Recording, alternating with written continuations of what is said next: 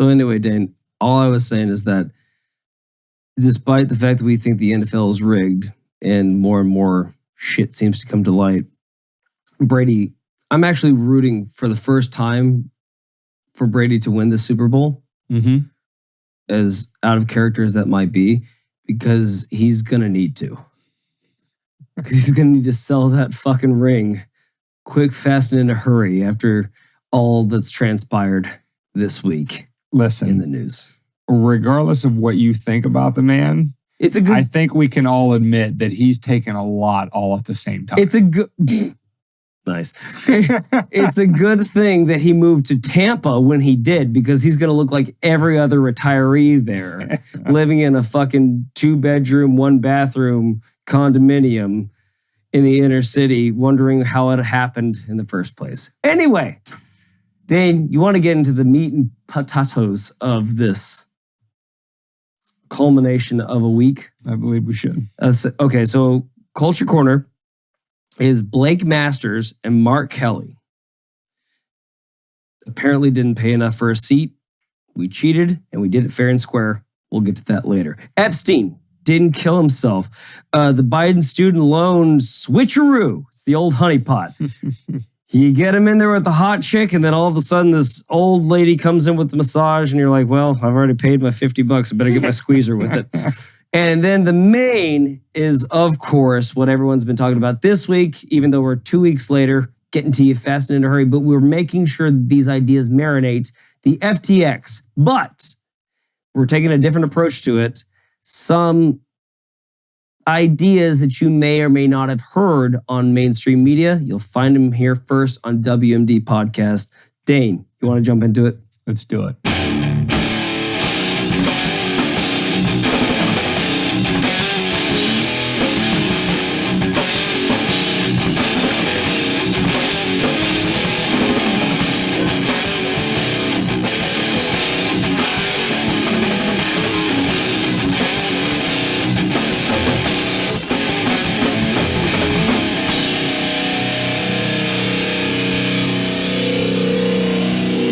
Welcome to Weapons of Human Destruction Podcast, episode 122, which can be found at wmdpodcast.com/122.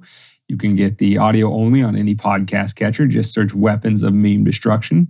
You can also get the videos on YouTube, Rumble, Odyssey, and Float. We're growing pretty fast over there at Float, which I had not even heard of only a couple weeks ago. You might say we're keeping afloat. This guy, he's the funny one on the podcast. And you can also link up with us on our non-podcast platforms, but still a place to find us. As long as they exist. Is Twitter, Instagram, and TikTok. For now. And I believe that's it. For now. So anyway, wherever you find us, please like, subscribe, share us with your friends and family. Do everything you can to help us with that algo boost. Jump in those comment sections. Just give us the middle finger emoji if that's all you want to do. Still counts as a comment. We'll take it. We will take it. We will allow it. Thank you for that in advance. And for those of you that have been doing it, keep up the good work. Now, before we get into the Culture Corner, David and I have potentially a new segment, potentially a supplemental segment. We haven't really decided yet. But anyway, it is a way for you, the listener and or viewer, to have more creative control over at least a portion of the podcast. Get in contact with us. And what we'd like for you to do is reach out to us on probably the platform we're most active on, which is Twitter. Please reach out to us with, and when you share a meme with us, we want you to hashtag it with SaneSpace, SaneSpace, because that's what this podcast is all about, trying to create one. And what we want you to do is every week we're going to pick the best that come along our way. But we want you to, as the name of this podcast suggests, share a meme with us so that we can destroy it. It can be really crappy, the left can't meme something about the minimum wage, or it could be, something hypocritical that, they got their blinders on, or it could be a meme poking fun at the right. Doesn't really matter. If it's a stupid meme and or it has a funny retort that we could give to it, we're going to do a segment on it on this here podcast. And so Share those memes with us over on Twitter. We are at WMD Podcast, and hashtag it with Sane Space, and we'll keep track of those as the week goes by. And then when we sit down to record, we'll pick the best and do a segment on that meme. And from this humble co-host, I want you to reach out as far as you can and touch us as inappropriately as you possibly can. The more insulting, the better. The best man wins, and I think the more you go for it, the more you'll get rewarded. That's right. Who dares wins. Don't try too hard to send us a meme that when we destroy it, No will get us racist canceled comments. All right, Kamala Harris, looking your way. Exactly. So with that being said, let's get into today's episode. And if I could pick a theme for today's episode across all three segments, I would say that it's this: buying power. That's what ties these three segments together. And in the first of those segments, Culture Corner, we're talking about I guess you could call them the winners of the midterm. Even though they lost control of the U.S. House, the Democrats are feeling pretty strong about their showing in the midterms, at least insofar as the red wave was muted to a trickle. And no, we're not going to go into maybe they stuffed the ballots. No, we're not going to go into maybe cameras default or were fucked up for about 5 hours, and then all of a sudden one candidate jumped ahead of the other. We're not going to conspiracy theories. That's not what we do here. We're not even going to bring those things up. We're not even going to say it. Those potentialities. Not even out loud. No, and mean it. That's right. No, what we're poking fun at in today's segment is an article in particular from Mother Jones. And if you're not aware, I mean, good on you for not ever having heard of that publication. But Mother Jones is, I think it's fair to say, pretty left of center publication. Is that any relation to Mr. Jones? Yeah. From the Counting Crows? Yeah. Mr. Jones left me on the radio. Boy, your throat has been hurting. It's not great. Bad. It's cold season, ladies and gentlemen. I'm sorry. Usually I come with the hot fire, but I can't even nail Counting Crows. Oh, man, he's not even a good singer. Man, I really am. You get the Vox box back. Anyway, back to you. The first tangent of the episode. We got through it pretty quick.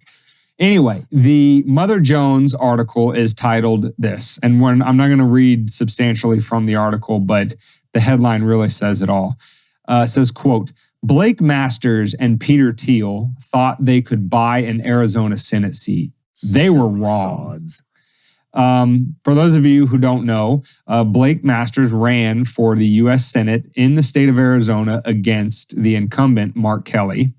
And apparently, Peter Thiel, who I guess kind of refers to himself as libertarian, I want to say, where did he get most of his money from? Was it PayPal? Fuck if I know. I think it was PayPal. Anyway, billionaire, Silicon Valley types. This state's election. And apparently, according to Mother Jones, Peter Thiel, helping out Blake Masters, tried to, quote, buy a Senate seat. And you think, okay. Could you imagine? Okay, there's a lot of money in politics. We'll see where this goes. Could you imagine actually buying a Senate seat? Could you imagine money involved in politics? Fuck out of here. So we're like, okay, it's plausible as far as it goes. We know a lot of people are buying stuff in politics. Well, let's see what the numbers were. Well, it turns out that Masters spent on his campaign about $9 million. Jesus. That's a lot of money for a job that only pays a couple $100,000 a year. You can kind of move to Tahiti and just forget about the world if you have $9 million in your account. Listen, if I had $9 million, you would not see me at work on Monday. I'll tell you that much. Or you'd be seeing him running bare ass naked down Main Street. I don't know. One of the two. Not a damn thing you could do with taxation as theft written across his chest. Yeah. You'd be able to spot me. That's I know for you. Sure. I know you better than you know you. I don't need to be in a suit for you to be like, hey, that looks like Dane. You know. If you want to find out, send $9 million to WMD Podcast. So apparently, with the substantial help of Peter Thiel, we'll get two for the price of one. We'll both do it. Blake spent $9 million on his Senate seat, and as you probably guessed from the title of Mother Jones, he did not win. Mark Kelly won. And you're probably thinking from that title, like David is suggesting, fair and square, that, Blake Masters spent $9 million and poor little old Mark Kelly with his grassroots fundraising, he probably raised like $9. But truth prevailed and democracy won and Mark Kelly was reelected. Well, you'd be wrong about at least part of that. And the part you're wrong about is the fact that Mark Kelly actually spent about 8 times as much as Blake Masters. $74 million to be exact. And you want to talk about streaking naked with the taxation death rate across myself. If I had 74 milli, I'd use that to I'd say streak some naked stuff. through Congress and slap Pelosi in her fucking face. Woo! And then just jiggle my bets on C-SPAN.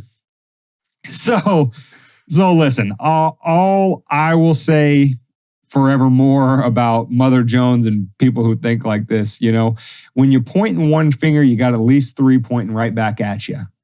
And when you're trying to drag a guy for spending $9 million on a campaign for a job that only pays about $200K, and you spend 8 times as much, so maybe your title wasn't completely accurate when you said they were wrong. Yeah, they were wrong about buying a seat with $9 million. They apparently needed 74. So, when you read a text message when it comes in on your telephone unit, yeah, and you're like cellular device, you go, I think he just told me to go fuck myself, and I think he's mad at me. And really, he just sent him go fuck yourself. Basically, that's exactly what they did with this title. They're like, oh, he thought he could buy a Senate seat.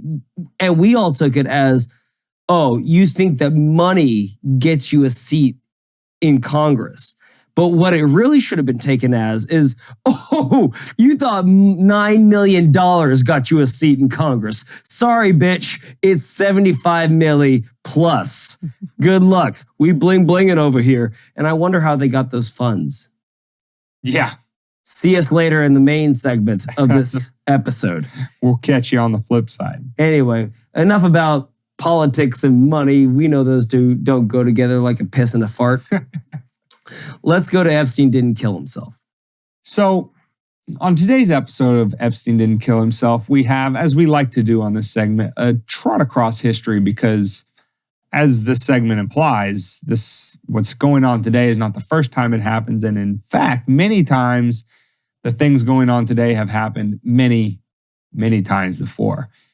So, some of the buying power incidents that have happened throughout American history we'll start with the founding itself and Alexander Hamilton writing in the Federalist Papers all of his pamphlets for why the anti-federalists that were worried that the Constitution would be abused to actually expand the size and scope of government. And he wrote very eloquently how that wouldn't happen because the Constitution meant X. Well, after he spent all of that ink telling you exactly what the Constitution meant when it was ratified, he pretty much used it for exactly what the anti-federalists were afraid of. So in real buying sense or buying power sense, he lied to the American people to get them to pass something that he had every intention of abusing down the road. Let's fast forward to World War I and Woodrow Wilson. After his first term and keeping America out of World War I, he ran and campaigned on keeping us out of World War I, only to get reelected and then immediately getting us involved in World War I. Fast forward a couple decades, you have LBJ and his Great Society, and there is a quote that floats around. I don't know how verified it's been, but he said something to the effect of, with reference to his Great Society programs, that if we pass this, we'll have his words, N-words voting for us for the next 100 years. And then finally, we have George H.W. Bush when he is elected in 1988, and he says, "Read my lips, no new taxes," and then proceeded throughout his term to sign into law tax increases. And then fast forward to your high school prom date saying that he's just going to stick the tip in just for a second, just to see how it feels. And that's all he's going to do. And Graphic. 9 months later. Anyway. David and I were born. No. Ooh. If only, Chauncey. So what do all of these instances throughout American history show you? It shows you that politicians, in truly cynical political fashion, are more than willing to buy the power, whether that be directly in terms of with money, or whether it be in terms of lying to the people that they want to get them to vote for them so that they can expand their power, et cetera, et cetera. It's happened all throughout American history, and it ain't going to stop anytime soon. Well, we have an example from this year's midterm elections where it's happened again. You might remember a few months, in fact, before these 2022 midterms, where Joe Biden was patting himself on the back and doing a victory parade about canceling student debt. Depending on which types of loans you got, you were going to get $10,000 of forgiveness or even $20,000 of forgiveness. And let's be honest, Gen Z, which is the youngest voting population in these midterms. In fairness, they're probably mostly virgins. They've never been fucked by the long dick of the government. They didn't know. And promises like, I'm going to forgive your student loans, even if it's only a portion of it, probably went over with them a hell of a lot more than maybe, say, Generation X and older. And I think, what do we talk about on episode 121? It was something like Gen Z voted for Democrats like 63%. It was an astronomical amount. Probably not insubstantially related to the fact that they thought Daddy Biden was going to forgive their student loans. Well, fast forward past the midterms, and a federal judge has suspended those payments, citing them as being unconstitutional. And guess what? For right now, ain't nobody getting their student loans forgiven. You've been had, Gen Z, and everybody else who, if that played into your decision making, you've been bamboozled. You done gone and messed up, Aaron.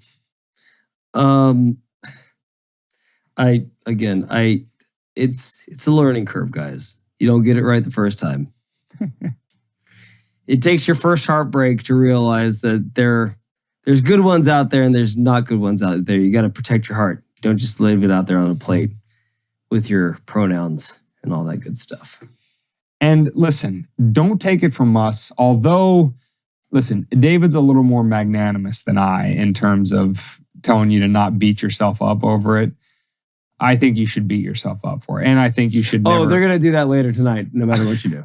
At that age, Dane, you have to before you go to bed. Or otherwise, you're just going to be a cauldron of emotional hormones that just run around telling people that, it's your body, your choice. And I think that if you are that historically illiterate, and again, yes, I used a lot of points from American history that none of you were alive for. I get that. But even if you're only 18 or 24 or 25, whatever the case may be, to be very specific in the words of the current sitting vice president, if you're 18 to 24, there are things that have happened in your life that should make your ears perk up when the government says, I'm here to help, and that maybe that's bullshit. And so if you voted based on that policy or any other, thinking that they were actually going to help you, I mean, you would fail an IQ test that I would like to see instituted that people would need to pass in order to be able to vote. But, I'm not king. I can't make that a rule. I think you should probably sit the next couple elections out, though, until you wise up a little bit. And in case you think we're making things up, Dane, would you like to play a clip of exactly what they think about you after they've got your vote? That's right. Exactly what I believe when she said this, she was not vice president then. I don't remember what year she said this, but this is what your vice president has to say about you, 18 to 24-year-olds. What's the other thing we know about this population? And it's a specific phase of life. Remember, age is more than a chronological fact. What else do we know about this population, 18 through 24? They are stupid. That is why we put them in dormitories. And they have a resident assistant. They make really bad decisions. Really bad decisions. Listen, I gotta say, for once I agree with Kamala Harris. Not on them being stupid, but on them making really bad decisions. Cite their votes in the 2022 midterms. Not saying that Republicans are, the bee's knees and that you should have voted for them. I'm just saying that Okay, I've said enough. You're killing my jokes right now. You're killing my segment. This was supposed to be my time. Listen, I wanted to prove that I can be nice too and agree with Kamala All Harris. I'm saying is that it's... Sorry. I'm choking on irony right now. Oh, I thought From that was the a woman... ripoff. I'm a good actor. From the woman that literally sucked and fucked her way to the top during a time, and then got elected during a time where there was a hashtag Me Too movement going on. From a woman that said, I think about California children and the passage of time and how time passes while we pass time. And then once it was written that the passage of time became flesh and dwelt among the earth, and then passed more time with its father fishing with time that was passing. That poetic genius thinks that those people are stupid because they believed what she said. That's fucking ironic to me. Sorry. It is that. It is that. Anyway, Dane, I've got a cold lozenge in me. I'm not going to choke on any more irony. After we've smoked these first two sessions, you want to get to the main topic? Let's do it. So I'm going to say at the outset that I'm going to say the initials repeatedly, not only because this is the way he's referred to in the news, but because I don't want to say Sam Bankman-Fried every time I refer to the guy. SBF. When I say SBF moving forward through this segment, I'm talking about Sam Bankman-Fried, the former and now disgraced former CEO of the crypto exchange FTX, which is the topic of today's main part of the episode. And to give you the real quick and dirty, which you probably know a lot of this because it's been all over every mainstream news source. FTX was a crypto exchange, just like Coinbase or just like Binance. There's a bunch of different options you could use if you want to buy cryptocurrencies. FTX was just one of those that you could buy from. And FTX basically stole its customers' funds in order to gamble illegally with those funds on other cryptos. So before SBF founded FTX, he had another company that he started called Alameda Research. And when he moved over to FTX, he turned that over to his girlfriend, Caroline Ellison, equally as unqualified to run... smoke show, though. Equally as unqualified to run a multi-billion-dollar organization like SBF himself. And I want to say the number was 10 billion when Alameda Research was making these speculative bets on cryptocurrencies. She was basically betting that shit coins were going to go to the moon and losing customers' funds left and right. So SBF said, hey, here's 10 billy. Go try to make your money back. And to the surprise of literally no one, she continued to lose it, and it sunk FTX.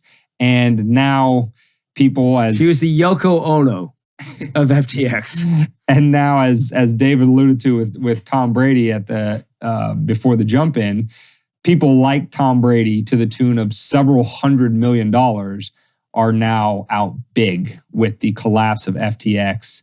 And it's ugly as far as the eye can see. So not only is this season ugly for Tom Brady on the football field, but it's also ugly for him in the financial field. And I think I just saw that there's a whole... And in the personal field. Well, it's not every day you lose your family and an angel at the same time. But again, I don't want to get off on a tangent, but it seems like there's lawsuits coming for certain members of the celebrity that endorse this too. So the fallout from this is just, it doesn't stop. Yeah. It's everywhere, and it can't not affect everything that's happening in the market right now. But please, Dane, espouse to us why there's more to this story than meets the eye, like Transformers. Yeah. Well, before we get into some weapons of mass destruction unique, and I say unique in the sense that most platforms are not talking about the angle that we're going to go with it. But this isn't like other people have also had this idea, so I'm not going to claim that I'm the originator of it. But before we get into that, just a couple more details on the surface, because personally, I feel like the way this story is being covered is a way to make people miss the forest for the trees. And it's because the things that everybody are being told to look at of, ooh, look at how outrageous this is. Isn't this outrageous? And yes, of course it is. But there's a lot of red herrings flying around for what could even be the most dangerous and outrageous of all. But before we get there, just a couple of the surface level outrageous things in case you've been under a rock and haven't heard of some of these things. So SBF became one of the youngest billionaires on earth as the CEO of FTX. I think he was worth something like $60 billion or something like that at the ripe old age of 30. And he used his substantial wealth to run down Main Street naked with taxation as theft written across his chest. Exactly. Woo! Call back. Thanks for sticking around. Let's find out more. SBF, coming from two parents who are professors of law at Stanford University. So he's not exactly, a poor kid from the other side of the tracks that just, made his way up in this world on sheer genius. These parents are also heavily connected with the Democratic Party. I think I saw somewhere his mom actually served as Hillary Clinton's attorney in some capacity. So yes, very connected to the Democratic Party. Surprised she's not dead yet. And I know, right? Well, she probably didn't leak. Give it a couple of moments. So SBF, and again, a surprise to nobody, in these midterm elections, the one we just talked about, spent $40 million.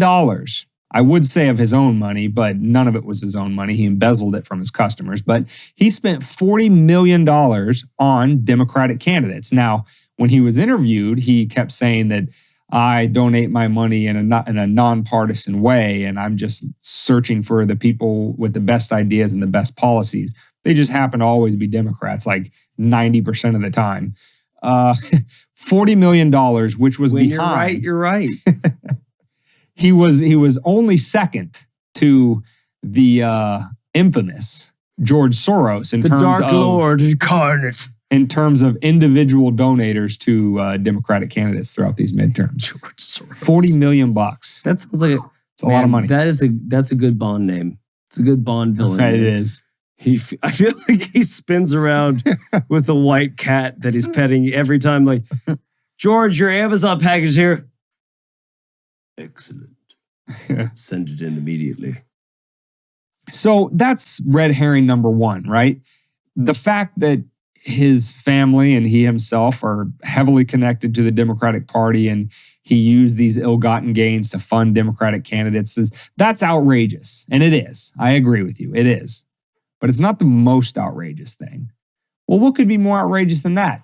Well, it could be the fact that before they pulled it down from their website after the collapse ensued, the World Economic Forum was a big FTX supporter. And they wanted you to know that FTX was built for traders by traders, and it was going to revolutionize the way cryptocurrency came into the world, and the World Economic Forum was super, super duper behind it. Isn't that the same forum that said that we'll have nothing and like it? Yep. And it said that we're going to be eating bugs. Pretty much. And it said that we're not going to be traveling anywhere, but they'll be traveling everywhere. That's the one. Is that we're going to own nothing and love it? The very same. Okay, that's outrageous. That's Klaus Schwab. Yes. Yes, they will own nothing and like another This Bond. Fraud with Bond villains. Jesus Christ, we've got a script here that we're letting go. We were going to make our own $9 million ourselves, by God. Now, again, also very disturbing, very outrageous. And yes, if you're mad about that, good. You should be. But I'll even do you one better. I have a quote from Unusual Whales, which is a Twitter watchdog account, they always publish the report of all the congressmen and women that just completely outpace the market with all of their inside information. So Unusual Whales is a Twitter account that's, at least they're on the side of the good guys in the sense that they're giving you more information. And they had this to say about FTX's partnership with, of all places, Ukraine. Quote, by the way, this will be linked at the show notes page as well as in the description under these videos. Sorry, the irony is still kicking back a little bit. From Unusual Whales, quote, the countries, talking about Ukraine, the country's collective efforts have already raised some $48 million in Bitcoin, DOT, Ether, Solana, and Tether, and other cryptocurrencies, according to the website. Other estimates place the amount closer to 100 million. But totals vary with market swings and exactly which websites are included. How did Ukraine accomplish this, by the way? Well, in partnership with FTX, don't you see? So you remember when David and I were saying about 5 or 6 months ago when the billions were flowing into Ukraine? And we're like, I know a money laundering scheme when I see it. Turns out we were more exactly correct. And as we know, conspiracy theories just turn out these days to be 6 months ahead of the curve, is that that's at least in part exactly what was going on, because those billions, which were flooding into Ukraine, were being used in conjunction with FTX to turn cryptocurrency into real dollars, which then also partially funneled back into the United States to fund Democratic campaigns. This isn't a part of the 40 million that SBF gave himself. This is additional money flowing back into U.S. politics from a foreign country. I distinctly remember being told that that's a bad thing. From U.S. taxpayer dollars initially flowing into that country. Odd how that works, isn't it? That's the exact definition of money laundering. I don't know anything about finances, Dane. But all I was hearing is that we are helping a sovereign nation stay sovereign from fighting for democracy. Right, fighting for democracy. As we all know, thank God, democracy won in this country. The Democrats maintained a healthy population within the Senate. So their people won, therefore democracy won. Anyway, moving on. It would be a bad look if you use the pain, suffering, and struggle of a nation being bombed and war-torn to make a killing in pun intended, in a monetary value for yourself and the party that you're affiliated with that espouses moral platitudes nearly constantly. That'd be terrible. That just, it would look really bad for you, right? The more we talk about this story, the more I think, what if the roles were reversed? What would Mother Jones say if SBF happened to be a Republican supporter and it was Republicans that were pushing for more and more war in Ukraine, and the money being funneled through Ukraine was being funneled back into Republican campaigns? I wonder what Mother Jones would have to say about buying seats. I can tell you right now. It's what they said for the 4 years before their guy got in. Is a Russian syndicate. Probably. Is a Russian Manchurian candidate. Russians have a P-tape on them, obviously, even though probably one of their party members were paying Russia to gather information on the other party. I don't want to get weird here, but all I'm saying is that it's not hard to outwit the witless here in this case. Yep. You heard it here first from Kamala Harris. But the passage of time. Anyway. Now, again, all of that outrageous. Or even maybe this has you the most outraged. The fact that when it all came crashing down and FTX declared bankruptcy, it just so happened magically, and the timing was epic, that FTX was hacked. I hesitate to use scare quotes. Oh my God, was it Russia again? It was hacked, and another $1 billion of client funds was stolen. Shit! When it was supposed to be locked down tighter than a cannon, so that nobody, at least they're not going to lose any more. Another $1 billion. How did these savvy tech geniuses let that shit happen, Dane? Yeah, how did they let it happen? Indeed. Now, did I accidentally let my zipper down? I think Should I have XYZ'd? I know. I think you've done the people a great service by getting us to the point that David and I would like to make for my you. weenie to the public. Now, as I said at the outset, this is not a WMD podcast unique theory. Call it a conspiracy theory if you'd like. Give it a couple months. You know, exactly.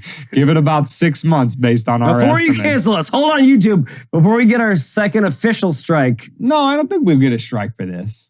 Yeah. Listen, the only thing we've been canceled for and struck on multiple platforms is the C word. This is not that. Cunt? Yes.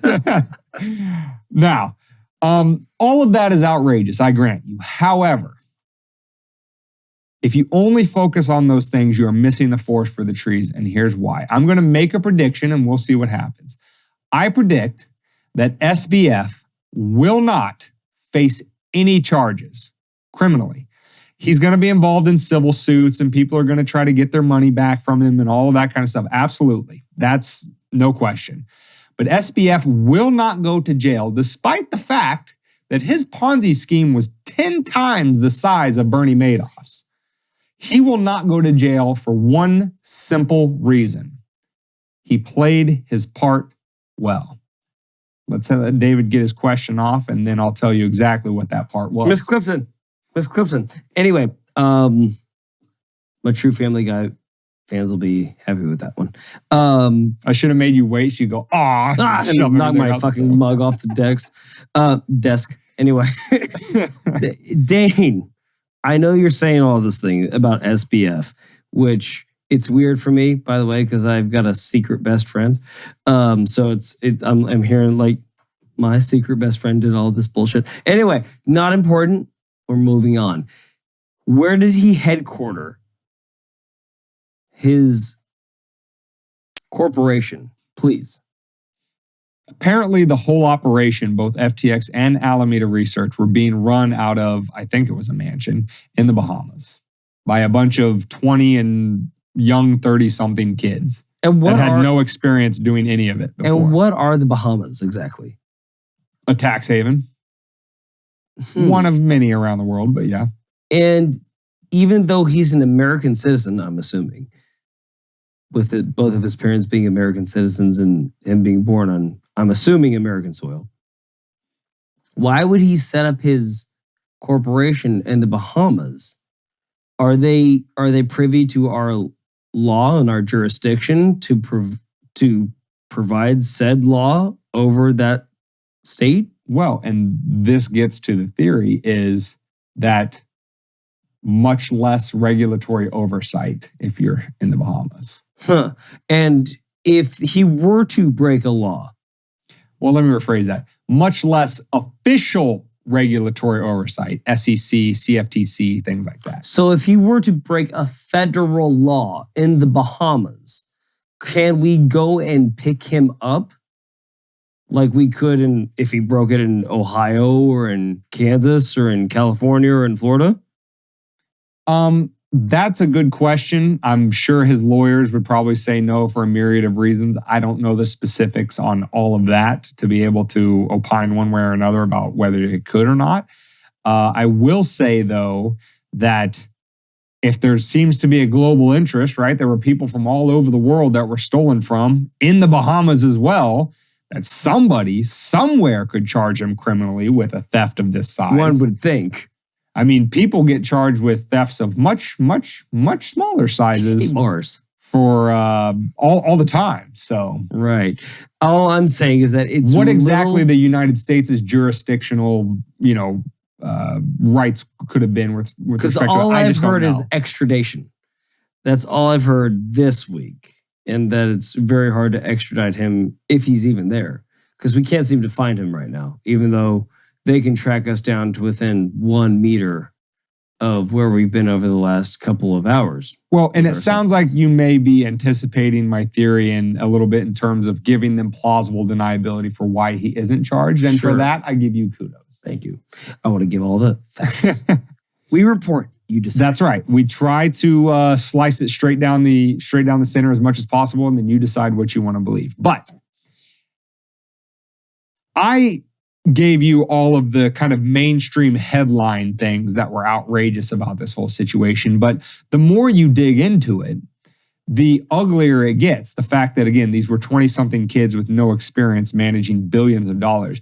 The fact that he loaned $10 billion of customer funds to his girlfriend running another organization that he had previously founded. This girlfriend who, in a public interview, said that things like stop losses weren't effective risk mitigation measures. This girl was managing at least $10 billion. That's how much she got from FTX. I don't know how much she lost before that, but was managing at least $10 billion at the time that she made that kind of a statement. And if you have even sniffed anywhere near any sort of markets or anything, you know that stop losses are like on the first page of risk mitigation strategies that you should probably familiarize yourself with and use at least a little bit so you don't lose everything, including your shirt. Speaking of losing your shirt, a lot of these kids, I may have been all of them, at this Bahamas compound were all sleeping with each other. Polyamorous. They were really sexually... Pause. This is true, Pause. though. I'm not making this up. And I know what you're thinking. They've admitted it. I know what you're thinking. Sounds super fucking hot. I get it. I get it. But if you see one picture of any one of these 10 members, you would immediately abort it on Pornhub. There's no way that you would want to see any of these people doing any of the weird shit that they try to experiment with each other's bodies at any given point. There's no smoke shows. I know I said it earlier. Do not look it up on YouTube or, excuse me, YouPorn, Pornhub, wherever you see fit.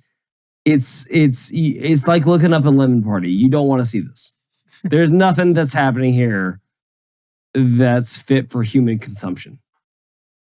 Now, these people should be under bridges asking 3 questions to all passersby. That's all I'm saying, Dane. Please continue. For purposes of my theory and to quit hiding the ball on you any longer. Like they did, I'm sure, in the compound.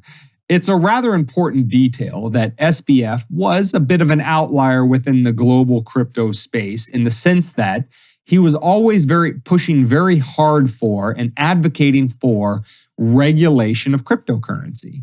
That's why the World Economic Forum supported him. That's why Ukraine teamed up with him. That's why he donated heavily to politicians. Again, 90% of the time, they just happened to be blue. But he donated to politicians that were in that sphere of pushing for more and more crypto regulation. And you're probably asking yourself, why would a guy who wanted to use his platform and one of the largest crypto exchanges on the planet, why would he want to use all of that influence for regulation when, as David suggests, he would move to the Bahamas, at least for the ostensible purpose of evading regulation?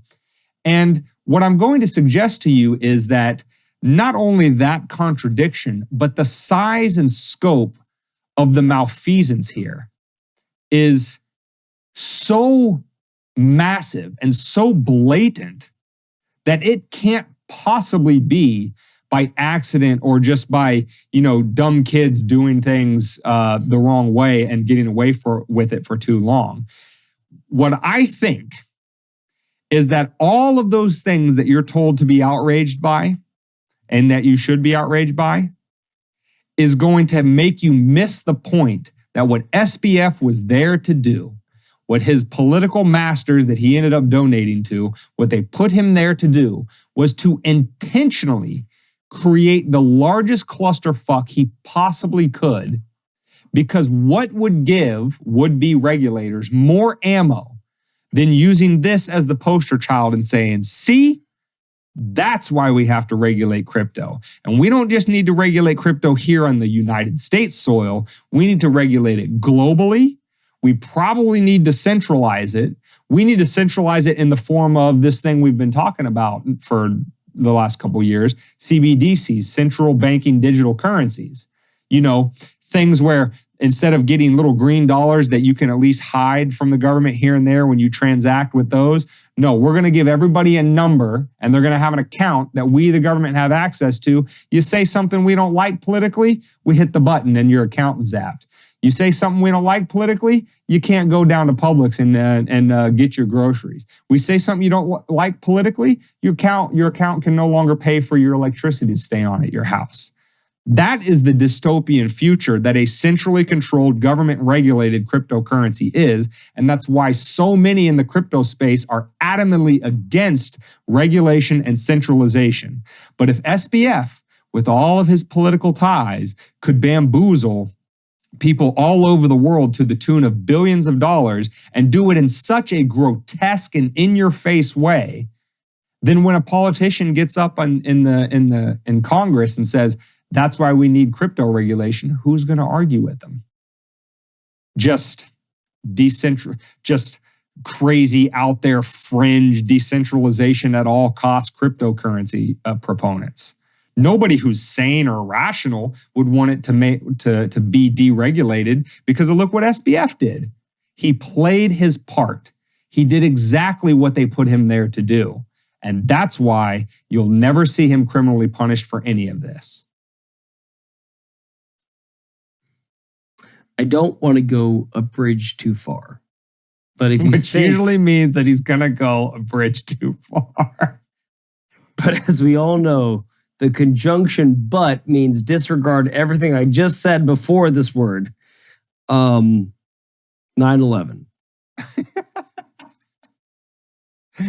Have I gone too far? I think, yeah. Have I gone too far? Whatever. We're there. Explain Tower 7. Then why Tower 7? They're turning the fucking frogs gay. Anyway, no, I'm not saying that. I'm not saying it was an inside job necessarily.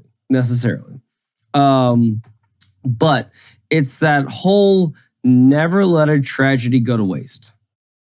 And let's just give the benefit of the doubt, as we did on 9/11, to this exact scenario that's playing out. And let's just say that this was a clusterfuck of a bunch of 20 and 30-year-olds that were just spreading diseases with each other and smells that we don't need to ever think about. And then going to work and then doing the same thing with a bunch of money that was given to him by a bunch of very powerful people. If the government ever steps in and says we can stop this from happening again, that's when you know that there's probably fingerprints all over whatever the fuck just happened. Or at least they knew about it before it happened and let it happen so that they can interject themselves, because God knows the government doesn't like to see any free market without its own regulations upon it to elicit anything on it. It doesn't like to see things that it can't control. And that's where we're at right now. So that, if you don't take anything else away from this, and I'm going to let Dane have the final word here, just the thing that should raise your red flag is the fact that, and again, we're predicting the future here, as we do so often on Weapons of Meme Destruction. Bet fucking your bottom dollar that within the next 2 months, there's going to be legislation put to the floor of Congress that says we need to start regulating fiat currencies. We need to start regulating Bitcoin, Dogecoin, everything that's in that market. We need to start seeing government oversight within that, which then disintegrates everything that those currencies stood for. And Dane, I'll leave you with the final word. Well, whether you think I'm out there or whether you think that I'm a conspiracy theorist or whether you think that, this is all just crazy Alex Jones territory stuff, I would ask you this. Whether it is a conspiracy or whether it's not, and it's just some dumb kid who somehow magically got away with it and on the size and scale that he did for as long as he did, with all of the little details that were like, how is this not a red flag, to very sophisticated investors that gave him a ton of money and ended up losing it all, is what I would say to you is, whether my conspiracy theory is correct or it's not, how would you be able to tell the difference from the perspective of somebody who, before any of this happened, already wanted to usher in central banking digital currencies, or already wanted to usher in regulation and stuff like that? You can't tell the difference because this is a wet dream for them. Now, you can say it's just a coincidence that, Congressman or woman X that wants crypto regulation to the nth degree just got super lucky. And they got the perfect test case, painted as beautiful as a Monet, for them to say, look at that. That's why I've been right this whole time, and we just need to shut the whole thing down. Maybe just serendipity was shining upon them, and this perfect situation, as ugly and grotesque as it is, fell right into their laps. It's possible. Coincidences are a real thing. I would posit to say the coincidences within the context of government are much more exceedingly rare than in the real world, but I'll give it to you.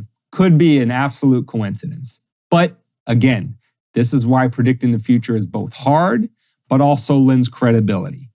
Because if he is not prosecuted for a Ponzi scheme, again, I cannot stress this enough, 10 times the size of Bernie Madoff's. Bernie Madoff went to jail for the rest of his life.